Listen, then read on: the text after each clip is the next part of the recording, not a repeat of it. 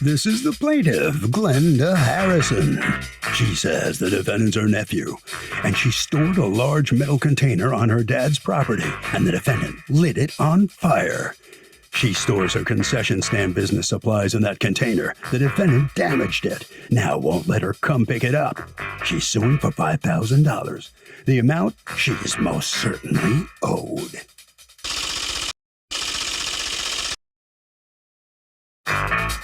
This is the defendant, Dusty Brooks. He says he's been asking the plaintiff, his aunt, to remove the container off the property for years, and she never did. He didn't burn up the container. He just burned the grass around it so he could see the property line. Bottom line, his aunt owes him, and she has no right to sue him. He's accused of lighting it up. The defendant is filed a countersuit for $5,000 for storage fees. All parties, please raise your right hand. The court is now in session. The Honorable Judge Marilyn Milian is now presiding. Litigants have been sworn, Your Honor. Thank you, Douglas. You're welcome. All right, Ms. Harrison, you are suing Mr. Brooks for $5,000. You say you're actually out more than that, and he is counterclaiming against you for $5,000. And all of this pertains to a storage facility that you have on his property. What's going on? Yes, Your Honor. I purchased the Connex several years ago and placed it on my dad's property. Okay. Where I lived in a small mobile home. All right. Now, a Connex is a what? It's a storage container, like a shipping container. Okay. Like this, right? Yeah. This is actually a picture of the one in question, right? Yes. Okay. So go on. What happens? So I was living on my. How long ago did you purchase that? 2009. Oh, okay. And then, so you were living? Had moved out of a large house and moved into a small mobile home on my dad's property while I was going to nursing school. Okay. And eventually I sold the mobile home to my nephew, Dusty, and I moved. And then I eventually left the state to work as a travel nurse. Okay. And my dad called me and said the Connex needed to be moved so that Dusty could move his double-wide mobile home on the property. So I explained to my dad that this was what year did that happen? I'm not sure, but I'm going to say maybe 2017. Okay. I'm thinking it's around then. All right. And so my dad said the Connex needs to be moved so that Dusty can put his double-wide on the property. And I explained to my dad, well, I'm in Minnesota. I can't arrange for the movement, and it needed to be moved pretty soon. And my dad said, well, that's okay, because Dusty and Kent, his father, who is my brother, could move it with the tractor. And so I said, okay, if y'all can do that, fine. Then I returned home in a couple of months, and I went out to see my mom and dad and get in the container, and I noticed it had been moved. I said, oh, you had it moved? He said, yes. He and who, Dusty or your dad? My dad. Okay, said yes. I don't talk to Dusty. Why don't you talk to Dusty? Dusty's your nephew, it turns out, right? Yeah, it's a bad relationship. I didn't even know it was your nephew as I was reading the complaint. You just kept talking about him and your father giving him land. I'm like, well, who is he to you? All right. So you come back and you visit your parents, and your father says what? I mentioned to him, I said, oh, I see you moved the Connex. And he said, yeah, I moved it right there, and it's fine right where it's at. It can stay there as long as you need it to. Okay. And I said, okay. So that was the last I heard of the Connex. So now we fast forward to this year, September of this year. I went over to my Connex, and I noticed somebody had set fire all the way around it. And because I'm in a controversy with his mother and okay, what kind of controversy are you in with his mother?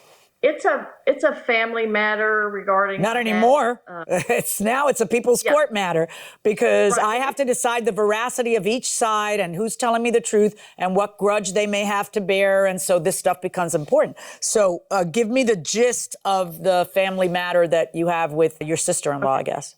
Yes, it's regarding my mother's estate. I take care of my mother 24/7 because she's on hospice. And so I'm with her all the time. And my sister-in-law is power of attorney for her funds. And there's some issues with how funds are being spent, and she's supposed to pay me a certain amount. And so is it in court right now or no? It is in another court. Yes. Okay. There's a lot of. How long has that been going on? That's been going on since May of this year. Is it your understanding that the property upon which that connex sits belongs to your dad or belong to the defendant? Belongs to my dad. My dad told me it was his. Dusty actually moved it from where he said my dad gave him land to my dad's property. He is the one that moved it. Did your dad give him more property? I don't know. Did you ever hear from Dusty asking you to take it off the land? No. Once he moved it to where he moved it to, I haven't heard any more until September of this year. I haven't heard anything. Okay, so let me hear from you, Mr. Brooks. Okay. Well, I had contacted them before I'd ever moved it, before the house was here or the land was in my name.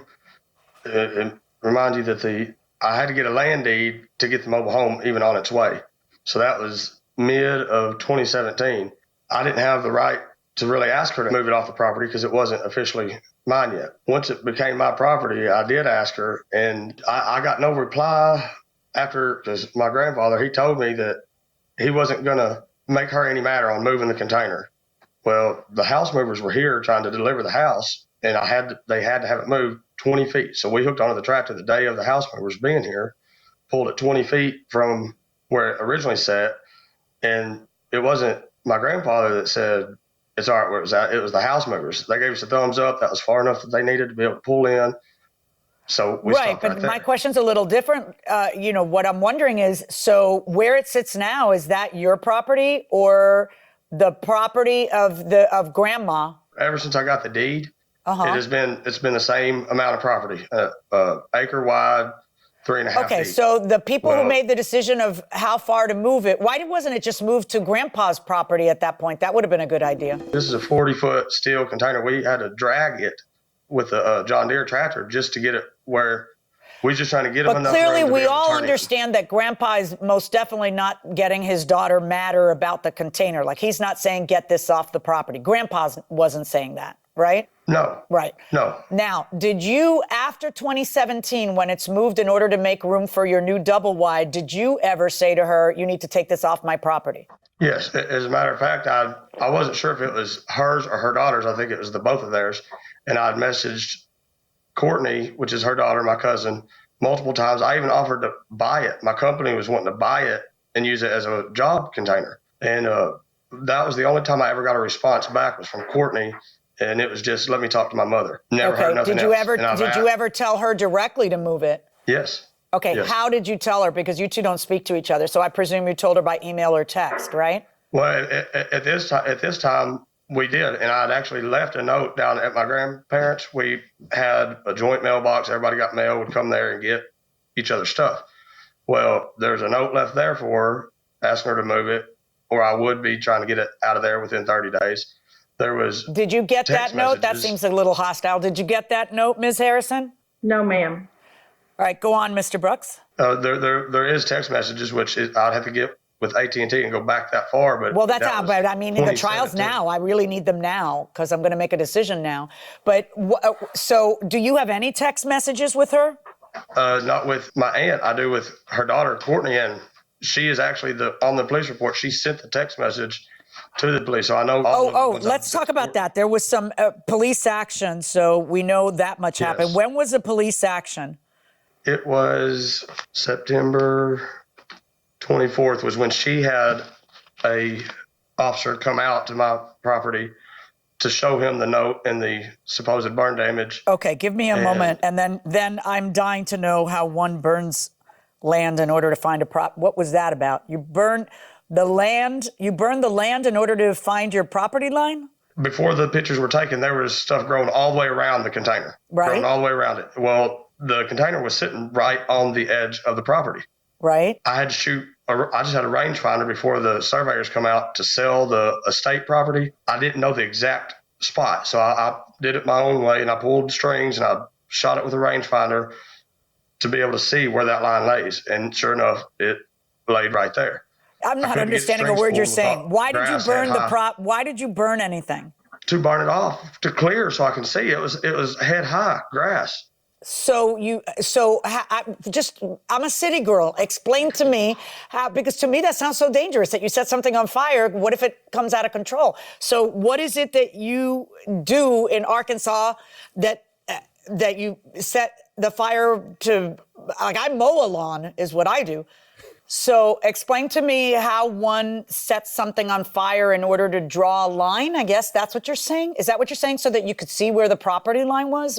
Is that what you're saying? Pull a string to find the property line. There was no fence line, and it was required by the buyers of the old property of my So did you have a surveyor go out there and say exactly where the property line is, a professional, or did you just say where you think the line is? Yes.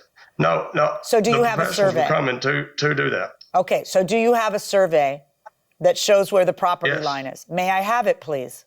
I don't have it physically on me. My darling, you're getting sued because she wants her container. Your position is it's on my property and abandoned for all these years. Her position is it's not on your property. Her position is it's on her late father's property.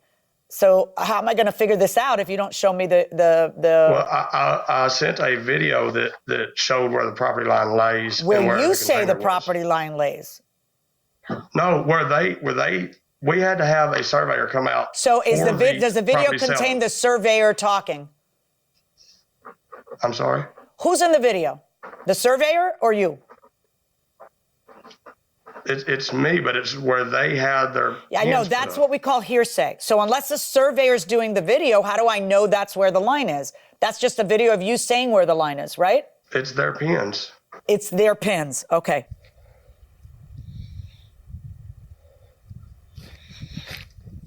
So beyond that post is the grandfather's estate? Yes, which would be on the opposite side of that string. Okay. Everything beyond the string is grandpa's. The movers unload it. See, here's the thing. It kind of muddied everything up to move it and then not move it to grandpa's when grandpa was giving her permission to do that. Now, what seems to be the problem in the family? Like, what's going on? It's all about money to some people, and that is what it boils down to. I guess it's a jealousness thing that my grandfather assigned her power of attorney. And, your mom? Yes, and holder of the estate. Well, it's going through court for Glenda. Anything that she charges for to take care of her own mother, $10,000 a month, is coming out of the estate, and she don't realize that there's no more money in the estate. There's not any, and that is why everything had to be sold for back pay and for future pay as long as my grandmother is still around. Okay. How old's your grandmother? 89. Did your aunt not want things sold? Oh, she did want things sold. Oh, okay. All right. We didn't want everything sold. Okay. And who set the rate that she gets paid to take care of her mother? The judge that they are dealing with. Okay. Is your mom there? Yes. Can I talk to your mom? Yes. Hi. What's your name? Hello. Deetta Brooks. Can you swear in? Yes. Can I get you to raise your right hand, please? You solemnly swear to tell the truth, the whole truth, and nothing but the truth, so help you God. Yes, I do. Thank you. Okay. You can put your hand down. So this is your sister-in-law, correct? You're married to her brother? Yes. And did you ever have a good relationship? I'm married, yes. Did you ever have a good relationship with her, or you never did? No, we had a fine relationship. Okay. When did things go sour? Mainly in 2017. Because? That's when my father-in-law asked me if I would take over their finances. And I had told him at that time, I said, and that puts me in kind of an awkward position. And he didn't care. We went in and we all talked about it. And he and my mother-in-law, they both wanted me to. And that's when things started going south. Because until then, Ms. Harrison had been taking care of the finances? I think she had some, but were just then really getting to the point that they needed help with that. Okay. So how did you realize that she resented that? Well, Bill told me several times when she left, he said that she was mad because he had given Dusty this land. And the last that I didn't even know that she had gone out of state until he told me that she had left, his words, cussing and screaming and stomping, and that she wouldn't be back. All right, I have this video that I would like to play. And it does have to come back. What are you so like this for now? I heard your mouth running before I got here. Say something. Got nothing to say to you. Oh, you want to talk about nothing? And next time you're on the phone with the police, and you ask my son if he has a gun, hi. Don't try to put him in the bad light when you're on his property. I'm just going to throw something at you. I sat there and told Dusty not to let her push it. Don't sit there. I am not consenting to being recorded, so stop. What the is wrong with you? I know what you're wanting to make me do, and you know if I did, the cops couldn't get here fast enough, and if you take that as a threat, that's fine. I guess she has you to your last nerve, huh? Because Yes, to say the least. did anything physical happen, or no, everybody just stopped? No, nothing physical happened. Okay. What is it you want to see happen, Ms. Harrison? I would just like to have my container returned and repaired and returned. I want to Why be able to repaired? You move left my it there. container. I'm sorry, stop. You left that thing there in November of 2009. We are in 2021. So when you say Exactly. repaired why? What did he do to the container? He burned around it and it peeled up the paint. You see where it rusted? Nah, not really. I also know that you left that thing there for forever, so that doesn't really bother me. Right. But you're also suing. You're suing for the cost of the container. You're suing for a delivery fee for the container, for movers for the container, for future moving costs of the container. How do you figure all that? At best, you, in your mind, can look at me and say, hey, Judge, I thought these guys moved it to my dad's property. And my dad never told me to take it off. So it's not abandoned. That's fine. That means that I would order him to give you access for you to pay to take it off. Why would he have to pay to take it out of there? Okay. I hired a mover to move it and I had to pay them by the hour. So that was the check for $250 because the sheriff said, no, we got to settle this in court. So really, that cost me. And I would like to see the proof that you paid somebody $250. Okay, here's a copy of the check. Okay. See, here's the problem that you have. That's on November 22nd, when clearly the police have told you, do not come with movers. You need to go to court and get legal representation because this is a civil matter. And then you just went there to drag it out. And I don't know that that was so smart. Let me ask you a question, Mr. Brooks. You know, do you have any proof of having told her between 2017 and today? And when I say proof, I mean something I can see. I don't mean you saying you said so. I don't mean someone else says I said so. I don't mean you talking to the daughter. I mean, I have to see clear evidence that she was on notice that her property was on your property, and clear evidence that you notified her, not her daughter, to take it off, and then I need to see a passage of time. But the first police report shows that she was notified.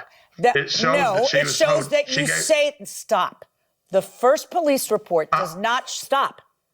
The first police report is in September of 2021. I am asking you for proof that in 2017, that's the statement you just made, that in 2017, she was aware that her Connex was on your property. Because I don't even have evidence that you told her to take it off because you didn't even want to talk to her. But, you know, there's legal ramifications. You can't just talk to your cousin and say, hey, pass along a message and then consider that notice either. Look, here's what's going to happen. Ms. Harrison, no one's paying for you to take your Connex off of there. You're going to pay to do it. How long do you feel that you need in order to do it? Probably 2 weeks at the most. Okay. I'm giving you 2 weeks. Okay. You're going to set a date certain and a time certain through my bailiff, so that there's no confusion.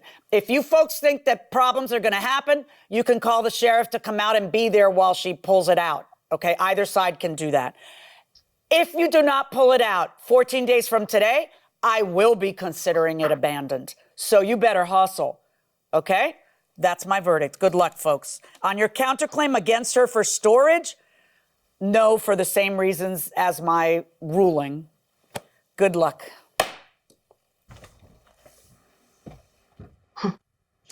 So in these competing $5,000 lawsuits against essentially family members, nobody wins any money.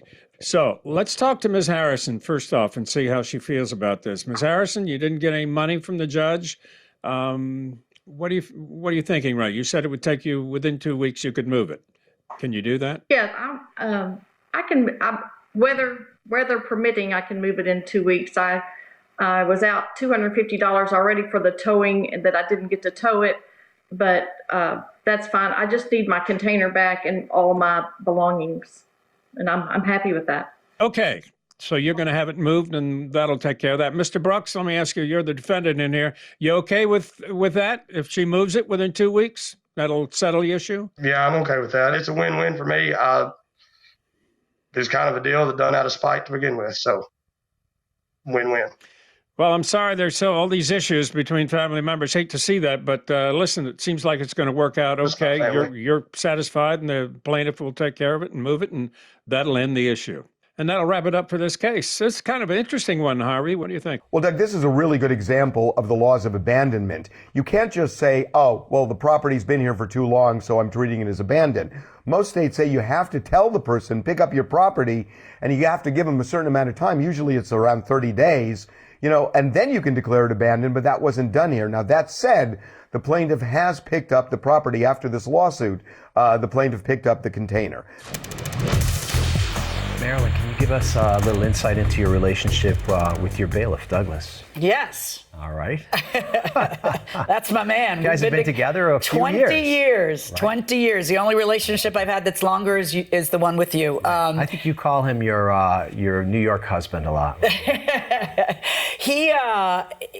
So he came in, and he always debates this and says this isn't true, but this is true 100%. Okay. He came in to work on the day of my 40th birthday. Right. And when he walked in, I say he was in an undershirt. Right. Carrying, he says, I would never show up in an undershirt, but that's how I remember it. And I looked at him, he says, I'm your new bailiff. And I said, is this my birthday present? And everybody started, which of course you can't say now or you get sued, but we've always had a great relationship. He is, he's kind of the rock in the courtroom. And also the one who gets my jokes. And the guy's built like a defensive back, an NFL defensive back. He is a rock, and he's been the same way for 20 years. Right. So I don't know. I guess we have some. I guess he eats right. And yes, he probably does. We have some pictures of the old days of me and Douglas, and also of you and Douglas. Yes. I got some big '80s hair in the aughts in that one.